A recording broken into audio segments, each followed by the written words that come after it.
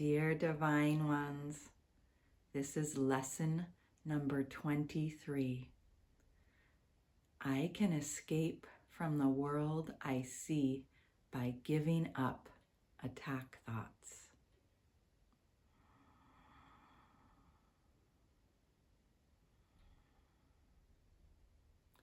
The idea for today contains the only way out of fear that will ever succeed. Nothing else will work. Everything else is meaningless. But this way cannot fail. Every thought you have makes up some segment of the world you see. It is with your thoughts, then, that we must work, if your perception of the world is to be changed. If the cause of the world you see is attack thoughts, you must learn that it is these thoughts which you do not want. There is no point in lamenting the world. There is no point in trying to change the world. It is incapable of change because it is merely an effect. But there is indeed a point in changing your thoughts about the world. Here you are changing the cause. The effect will change automatically.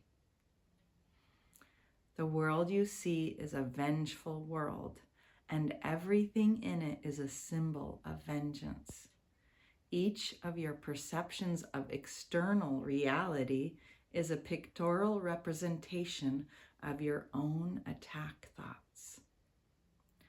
One can well ask if this can be called seeing. Is not fantasy a better word for such a process, and hallucination a more appropriate term for the result? You see the world that you made, but you do not see yourself as the image maker.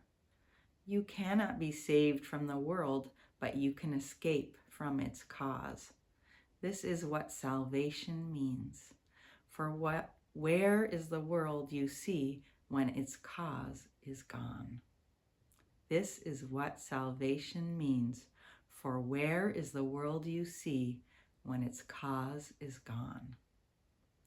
Vision already holds a replacement for everything you think you see now. Loveliness can light your images and so transform them that you will love them even though they were made of hate. For you will not be making them alone. The idea for today introduces the thought that you are not trapped in the world you see because its cause can be changed.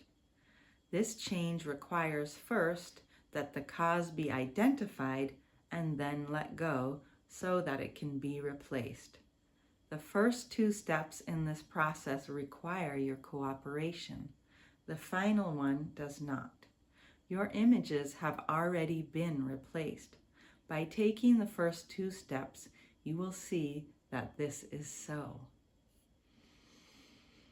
Besides using it throughout the day as the need arises, 5 practice periods are required in applying today's idea. As you look about you, repeat the idea slowly to yourself first, and then close your eyes and devote about a minute to searching your mind for as many attack thoughts as occur to you.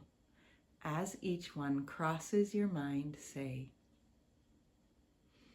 I can escape from the world I see by giving up attack thoughts about blank. Hold each attack thought in your mind as you say this, and then dismiss that thought and go on to the next. In the practice periods, be sure to include both your thoughts of attacking and of being attacked. Their effects are exactly the same because they are exactly the same. You do not recognize this as yet, and you are asked at this time only to treat them as the same in today's practice periods. We are still at the stage of identifying the cause of the world you see.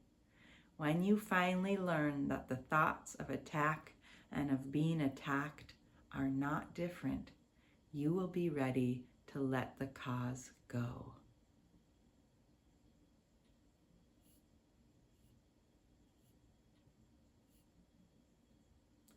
I can escape from the world I see by giving up attack thoughts.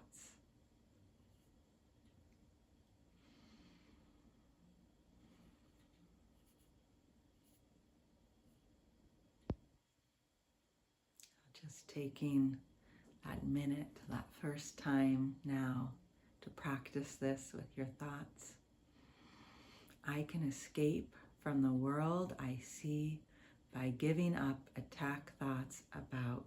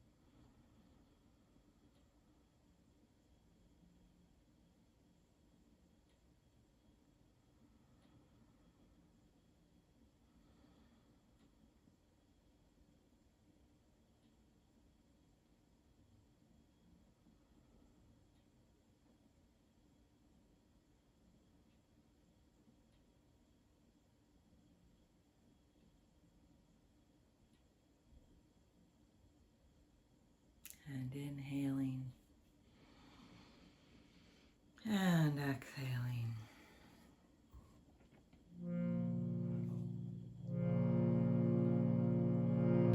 I can escape from the world that I made and that I see.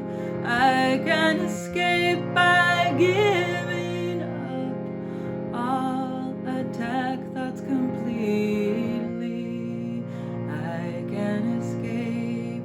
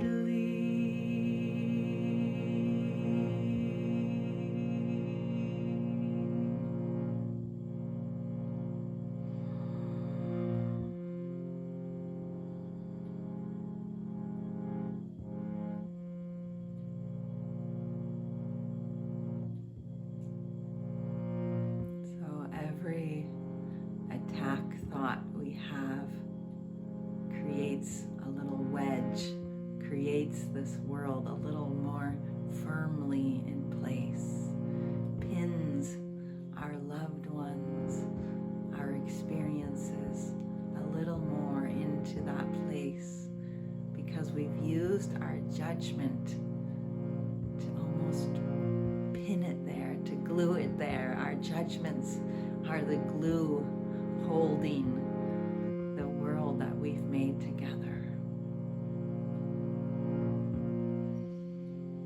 And I was quite surprised when I really practiced this lesson, and I noticed the little judgments, the little attack thoughts, even to the ones that I qualify as my most beloved. And I was overwhelmed by the grief I found there, that I would hold attack thoughts and not even recognize them. And it was like a flood of those judgments and attack thoughts that we think are just normal. They're so quick in our thinking process that we almost don't recognize them. But today they came flooding in, really like an avalanche of little sharpness, fragmented judgments that have turned into glass or hardened obsidian. And this is what is keeping our hearts defended, keeping us closed, keeping us separate, because that is actually the dictate of the ego. It wants and needs to keep us separate. And so I encourage you to notice, did your loved one do something and did you quickly decide, oh, I wouldn't do it like that? Even that's a little wedge. Even that is a small judgment, right? And we're learning to recognize there is no small judgment versus big judgment that we think there are. There's no small anger or big anger. They're all the same, because they're all what creates that separation.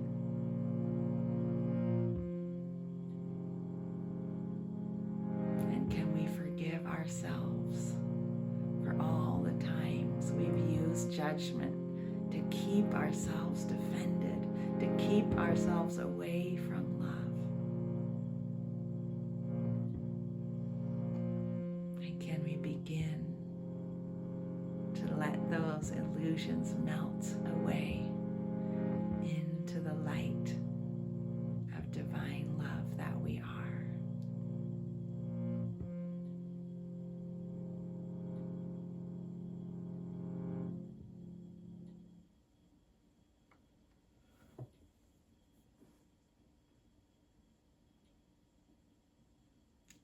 I look forward to being with you again tomorrow.